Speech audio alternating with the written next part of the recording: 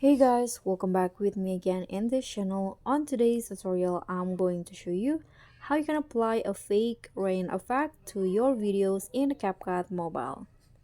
So in here, I have this video and I want to apply the fake rain effect.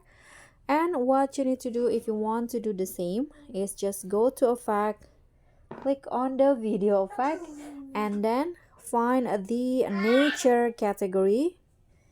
And here there will be two options of the rain effect, rainy season 1 and 2. So you can just choose which one that you think fits your video the best. Let's try the rainy season 1 first.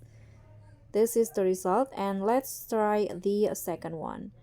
I think I like the second one better, but you can always adjust it more. Here I'm going to lower the blur and lower the filter to around 40, and also the atmosphere. Then I'm going to lower the speed. So just click on a check icon. Don't forget to adjust the length for the entire clip. And that's it. This is the result. So thank you so much for watching. Don't forget to like, comment, and subscribe. Also click on a thanks. Bye.